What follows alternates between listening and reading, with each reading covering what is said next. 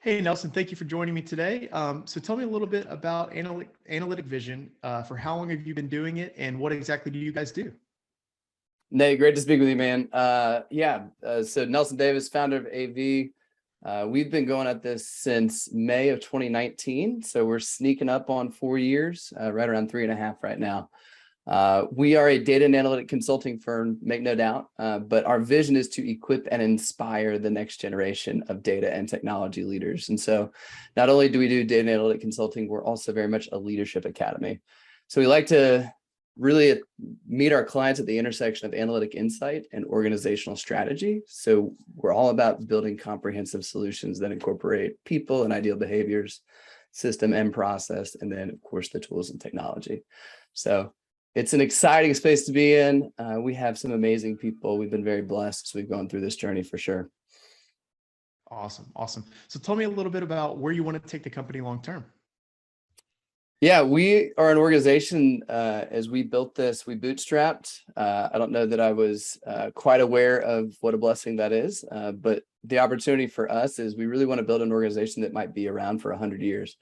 And so we're building it with a very strong foundation. Everything that we do stems from that vision that I shared with you a minute ago. And it's very much ingrained in our world around our core values. And so we hire and fire, evaluate, celebrate, everything around our core values. And at the moment, we are right around 30-ish people. We just crested that mark a few months ago. We plan to grow to about 125, 130 consultants. And then our model is actually that we bring great consultants in for a time, equip and inspire, and then launch them back out into the marketplace as directors of data and VPs of analytics and so forth, so that they can be the leaders of the next generation. And so we kind of envision at full bore, we will kind of have a kind of constant flow of people coming in for about 6 to 8 years and then launching out. And so we'll constantly have new folks. Of course, we'll have, executives and managing directors and so forth that'll be here to guide the ship. But it's an interesting idea, interesting model that we've built an organization around, and so far so good. It's gone great. Yeah, that's interesting. I don't know if I've ever seen or heard of a model similar to that before. That's awesome. Yeah, it was one that was really interesting to me when I kind of it all came together in a vision. And I asked, if the goal is not necessarily to make as much profit, but to really make an impact. This was ultimately the greatest model that we could think of that would create that opportunity. So impact is what we're after. Of course, we're still a for-profit organization and we need the dollars to breathe just like anyone else, but we're all about impact around here. Absolutely. Absolutely. So tell me a little bit about your target market. Who are you looking to make that impact for? Yeah, we really serve folks in the data and analytics space. So think kind of directors of data, chief data officers, sometimes it's CIOs. We can also work directly with folks in the business. So think chief marketing officers or chief financial officers. And our target at the moment is very much the enterprise client. And so we are headquartered here in Atlanta. And so you can imagine the enterprise organizations, so the ones that you would think of are many of our clients that we serve. But we are continuing to focus on different avenues. We actually have a very specific new offering that we're incubating inside of our organization around supply chain analytics. And it's our hope that in 2023, we will actually spin that off as a subsidiary of AV. We hope to be able to do that a number of times. So we can imagine, so we're great at branding around here. So we call it supply chain vision. So we can imagine a world where there would be commercial real estate vision and financial vision and healthcare vision and so forth. So we want to continue to find opportunities in the marketplace to serve in deeper ways and to create deeper impacts all around the space of data analytics and technology. That's cool. That's cool. I like the spinoff idea and fill in the void in the marketplace for each of those areas. Absolutely. So been in business since 2019. Tell me a little bit about one mistake you've made or a lesson you've learned that other business owners can learn from, regardless of their industry. Yeah, I think it's a great question. We've made tons of mistakes. I think, one of the things that is challenging for any leader, especially when you're the founder, The organization begins after a while to reflect your strengths and then also your weaknesses. So one of the things that I have done is hire for my weaknesses. I think some of the mistakes, however, would be, not recognizing them fast enough and not pivoting fast enough. And so, one of the things I'm working on a lot right now is just where are we going in the next 3 years? And a big part of that is explaining that story to our target market, to our client, and then helping them come along the journey. So one of the big mistakes, all that to kind of warm up to, I think one of the biggest mistakes I've made so far is we really have not done an amazing job of the marketing, the branding, and telling our story and really reaching beyond the networks that we had pre-COVID. We've done a very average job at best on kind of extending our market. And so it's a big opportunity to work with folks like yourself, Nate, and to tell our story and to reach new ears and to find new organizations that we have the opportunity to serve. But it's one that we're going to be very focused on in 2023. We've found a couple of different ways that we can approach it. And it just takes, I would say, execution. We've had great plans, we've had great strategies, but we haven't had the elbow grease to lean in and really make it happen quite yet. So that's a big part of where we're going to go in the near future. Yep. Having those great plans, but then taking that first step to actually put them into action. Yes, 100%. Absolutely. So tell me a little bit about the best coach or mentor that you've had in life or business and why. Yeah. So there's a gentleman that I met when I was at my previous organization before I started Analytic Vizion. He led organizational effectiveness there, and we became good friends. We also go to church together. And he was someone who came alongside me in a season of my life where I really needed to grow up. He helped me mature in a lot of different ways. He helped me grow out of a lot of selfishness and arrogance. And he did it through asking questions. And so, as any great mentor does, it's easy, I think, for people to kind of say, hey, I see this in you, and let me just give you the answer of what you need to go do. And he did a great job of asking me questions. And the greatest question he ever asked me is just the question of, who are you? And it's a question that I think every single one of us needs to wrestle with, because when you evaluate, who are you really, like, at your core, and then like, what are you doing? Why are you doing it? And why are you really doing it? Those were a lot of the questions I really had to face and think through. And those are the questions that really made me grow up and kind of put me on a different track, put me in a place where I knew I had a much greater sense of identity in who I really was. And so it's been a blessing. This gentleman is Jonathan McCoy. He continues to be an advisor for us here at Analytic Vizion. He's a part of our recruiting process. He asks great questions to anyone going through it before, he's a bit of a gatekeeper to people getting all the way in. And everybody remembers their experience with Jonathan. And so no, he's been an incredible mentor for me and someone who's had a huge impact in my life for sure.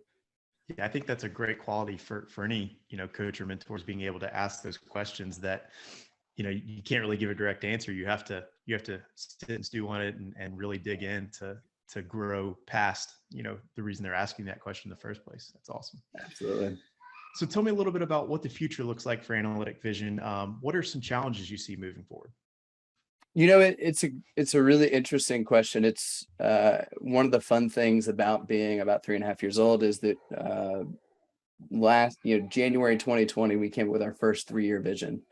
And that 3-year vision actually sunsets at the end of next month in December. And so I've started thinking about where are we going in the next 3 years in August and September and October. And it's really fascinating. One, just the contrast of, I hope we're here, the 3-year vision 3 years ago was, I hope we're here in 3 years. Now the 3-year vision is how can we, position ourselves in the marketplace, given this movement, given what we're seeing here, given these opportunities, given where the technology is going, given the needs in the marketplace. And so synthesizing all those different things. And one of the things in the space of data and technology I think is really interesting is really this. I think the space has fallen in love with tools for a really long time. And yet I don't know that the tools have made the impact that they were promising to make. And so our organization has long been focused on building analytic solutions. And part of that is going to be building the playbooks and making it so that the tools and technology are facilitating process and empowering people. And we've talked about those things, but we've talked about them in disjointed ways. And what a lot of the solutions that have been built to date just don't take end-to-end focuses that incorporate things like business process when it comes to, hey, when I see something in this dashboard, what am I supposed to do about it? How do I actually action it? And, oftentimes it's, well, hey, I'm going to push the insight up to the decision maker. And one of the things that we additionally preach in this organization is we actually need to push authority down from the executives to those who are closest to the data, so the executives can be freed up to focus on the strategic vision of where they're going and why they're going there, and they're empowering their people. Their people feel more significance. Their people feel more a part of it, and frankly, they're closer to the decision anyway. And so there's a lot to how do you actually do that and operationalize that, but operationalizing insight is really at the heart of what we're talking about.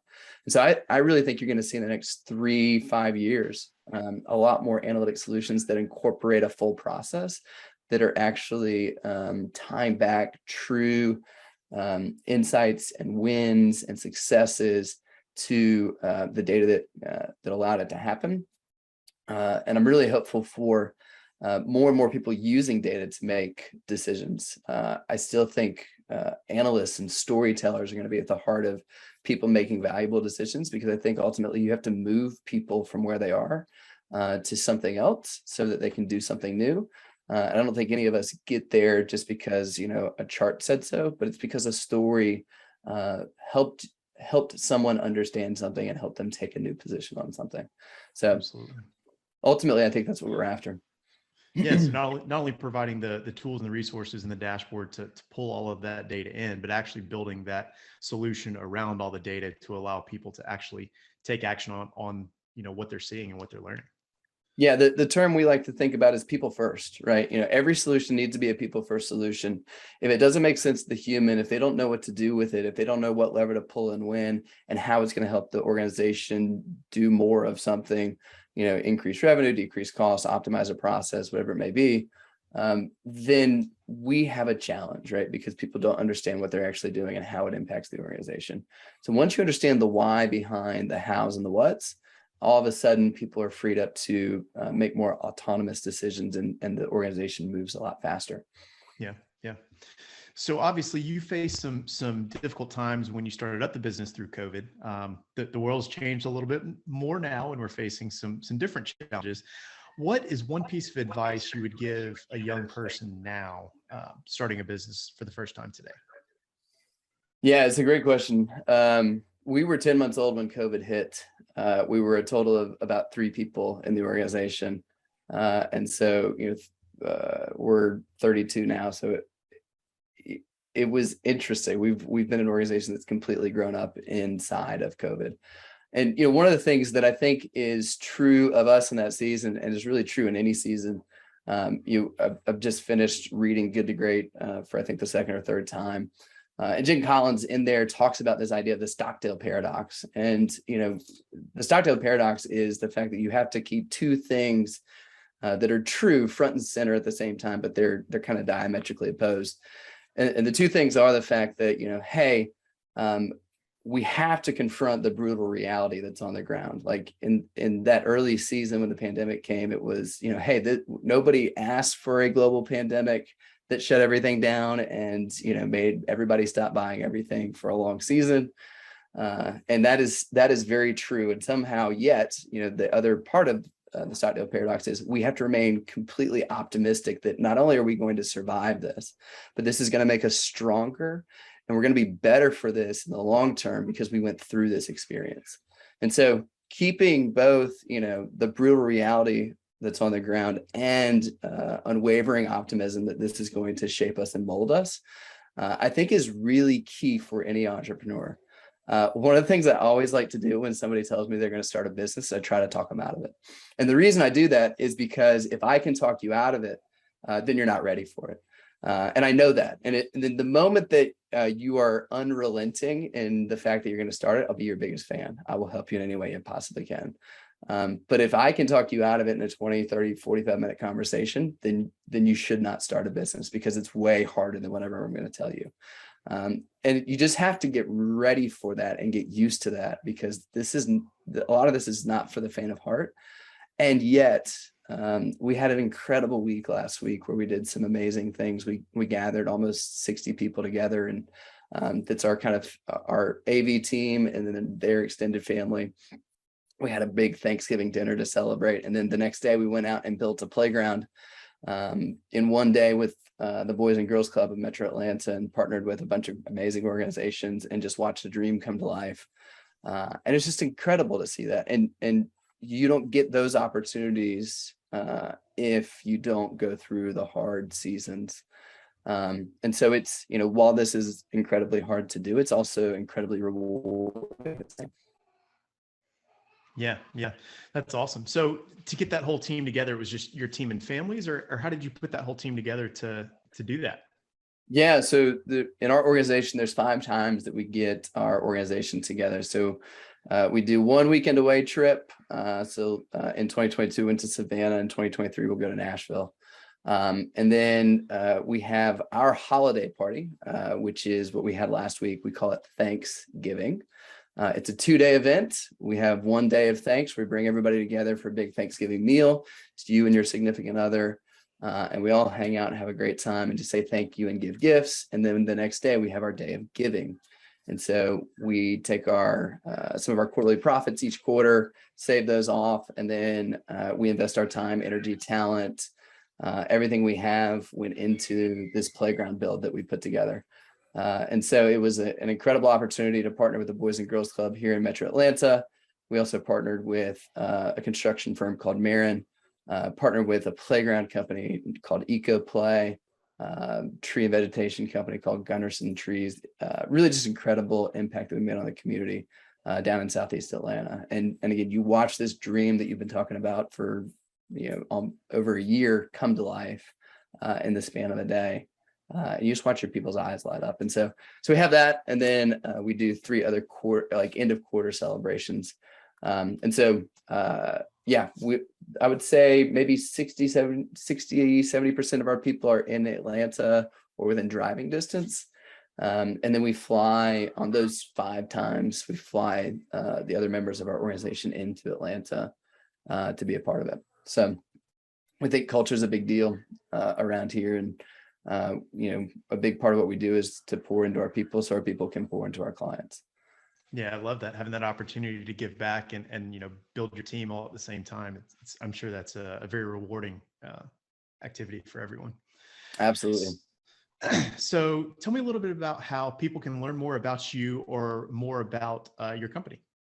Yeah, if you want to check me out, you can find me on LinkedIn. I think it's like Nelson Davis Viz or something like that on LinkedIn. Just search for me. Our organization is Analytic Vizion, Vizion.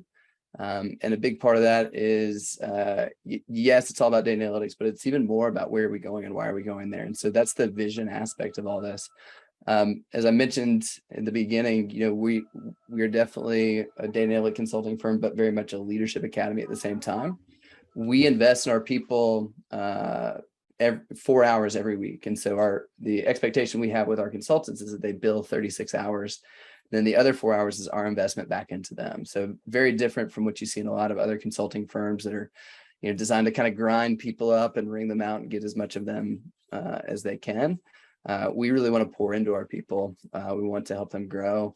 And during those 4 hours, we're doing things like leadership development, technical training, business education, industry discussions, executive coaching, and then thinking through how do we bring all this to life and how do we actually implement this.